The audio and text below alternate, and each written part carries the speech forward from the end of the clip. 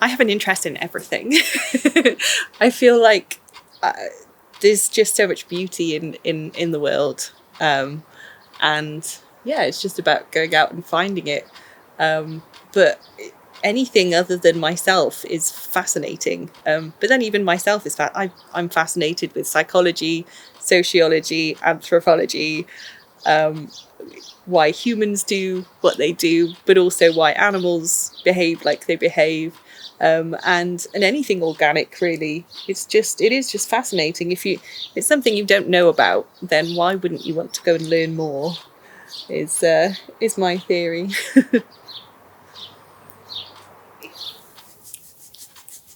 Yeah.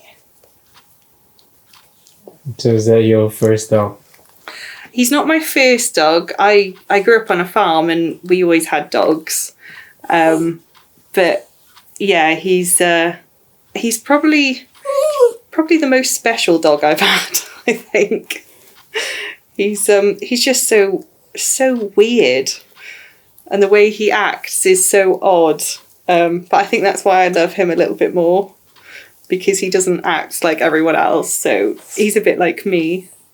He's just living his best life. So this is Dave. And Dave was actually rescued by a Buddhist monk in Canton and was hand-fed.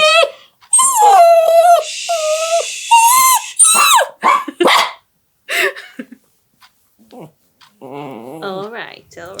Hi, I'm Jayne Smith and I'm 37 years old. I'm studying MA Visual Journalism here at the University of South Wales and I live in the Rhondda. So yeah, this is the wasp's nest that these guys are building in my garden shed, and I find it absolutely fascinating. The work that they're doing is just amazing, because what they do is they go around and they gather bits of. They'll have taken bits of wood from here, bits of paper from around the place, and then they sort of regurgitate it and they create. So you can see this little one here is creating the outside structure, and then inside you've got the queen who's laying all the little eggs in the little what are they called? Basically the queen is in the middle and making all the babies. I grew up in the middle of nowhere. I grew up on a farm in a very rural area in the middle of Wales.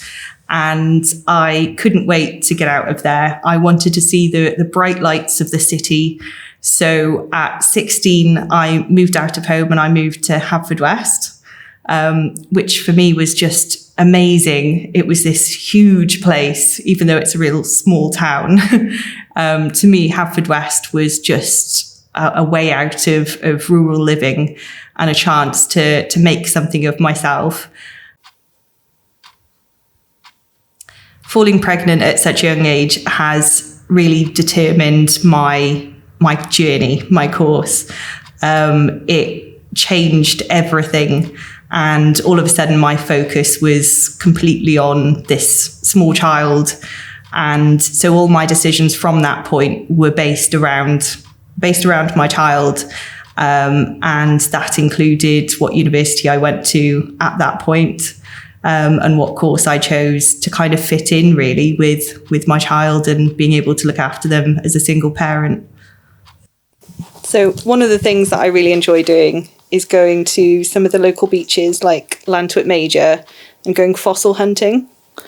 So this is the most recent one that I found. But you can also find like ammonites I should say. And this one's a leaf.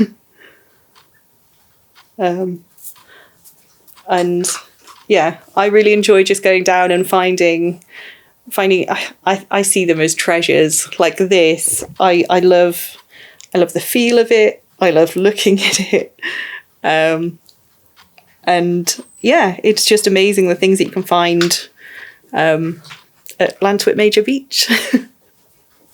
Me and my child, it's like it's us against the world.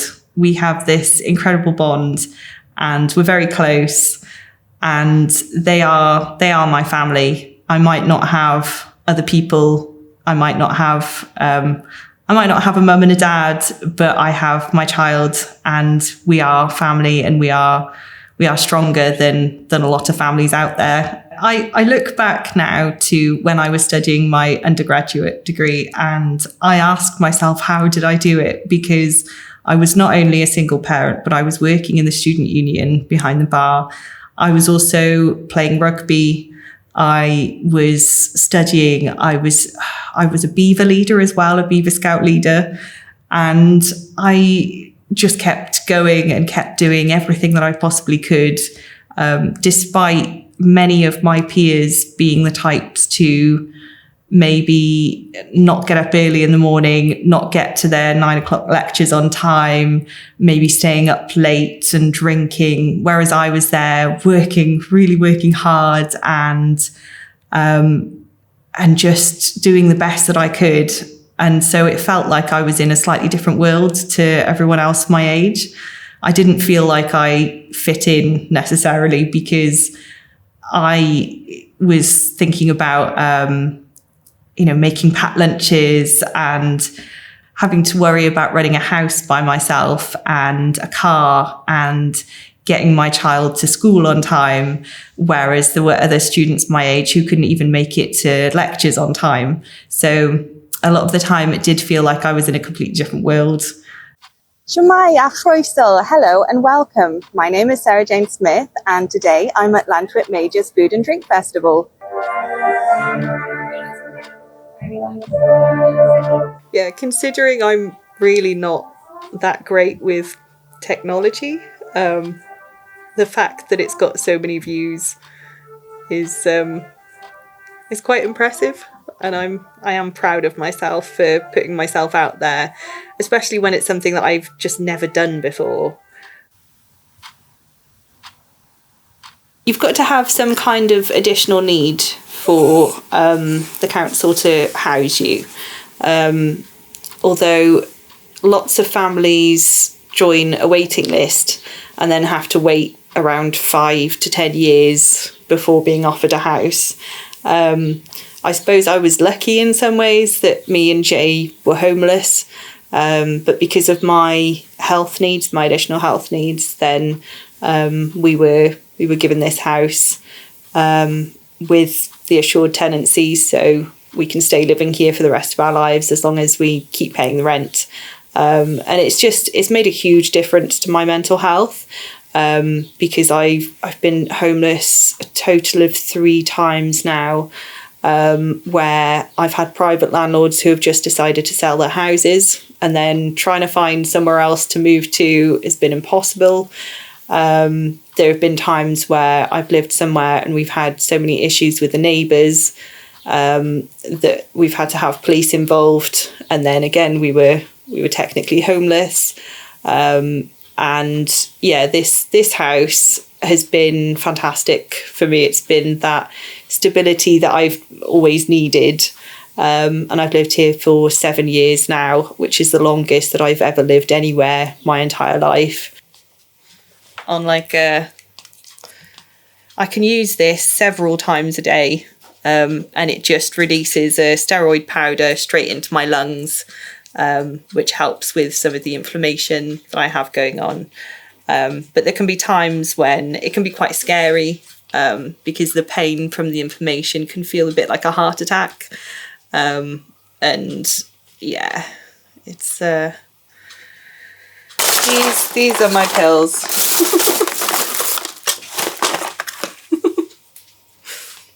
Yeah.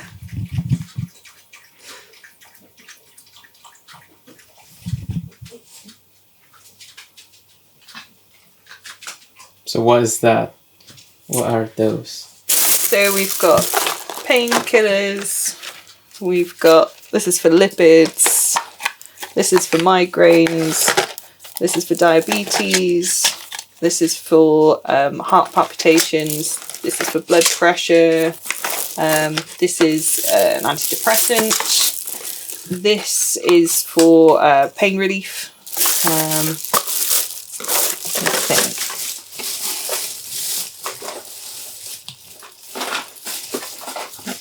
So that's another one of my pumps. More pain relief. This is a different kind of pain relief. In 2015, I started losing some eyesight in my left eye, and it completely threw me. I started having some neurological symptoms as well, and had years of scans and tests and not knowing what was happening, until the point where I was diagnosed with sarcoidosis. It's a condition that affects different organs. Sometimes it can be my lungs, sometimes it can be my heart, sometimes it can be my joints, sometimes it can be my eyes. And that's quite worrying at times. But at the same time, it's almost like it spurred me on to do more. I want to achieve more. I want to see more. I'm not sure what my future holds. Sarcoidosis can be really unpredictable. Just don't know what's around the corner, but I'm putting that to one side and focusing on what I enjoy. And I enjoy learning and I enjoy helping people.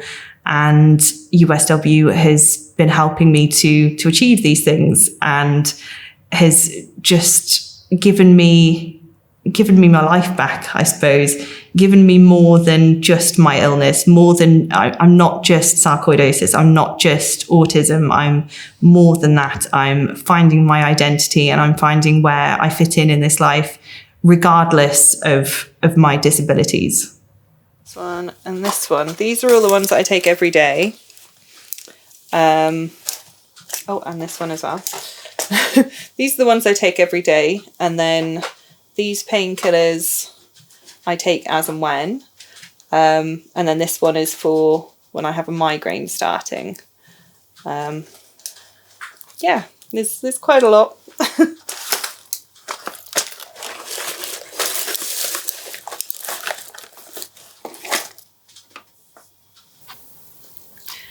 I think I used to feel sorry for myself. I used to ask, why me? And when I believed in God, I would ask, why has God done this to me? Why have I been left like this, struggling so much? Why is my life so hard in comparison to other people my age? And why don't I have people around me who love me and who are caring for me and who want the best from me? And it felt like a lot of the time I had people just wanting to take advantage. But I don't feel like that anymore. I feel like I'm so strong now. I feel like I could take on anyone and anything and I'd still be fine, because I've been through some things that are so bad and they've just been so difficult, that now I just feel like I've got this inner strength that I didn't know that was there, that I can take on the world, and I know I'll be absolutely fine. And I also feel very well equipped to be able to educate Jay and show them the good and bad sides of the world. So I'm not bitter about the things that have happened, but I do want to be able to learn from them and also potentially help other people as well, because I don't want anyone to feel the way that I felt over the years, so lonely, so desperate. There have been many times that I've had to go to food banks. There have been times when I've been up to my knees in a skip outside a shop looking for food. It's really been that bad. But I feel stronger for it now. I like to think I've been through the worst years of my life. And I've come out the other side, and If you think about it, then everyone's time is ticking. Nobody knows what's going to happen next. We've all got this countdown. The only thing that's inevitable is death. Like, we know life is going to end at some point. So I think we've all got that choice of what do we do with this time? Even though we don't know how much time it is, you've still got a choice over how you spend it. And I am enjoying spending my time. And I think that's more important than making money or, people pleasing or trying to look a certain way or trying to sound a certain way. No, I'm just living my best life at this point and enjoying it as much as I can. I suppose I want to be happy. That's the main thing. I would really like to make a difference to people's lives. I would really like to help people who have been in similar positions to me, people who feel hopeless and undervalued and like they don't have a voice, people who just haven't had the opportunity to live their best life. I'd love to be able to help them in some way. I'd love to be able to make sure people don't feel like just so alone, so hopeless, and like nobody cares. And everyone has a story. And I think those stories need to be told. So I think for me, journalism is the way forwards to be able to tell people's stories, and to be able to give them validation, to give them that voice, to give them that power, if you like, because everybody should feel powerful. Everybody should feel like they can do something. They can make a difference. They can change the world, even if it's just something small. And I'd love to be able to give people hope. I think that's what I really want out of life. You agree, Ollie? He says yes. As long as I get treats, yes.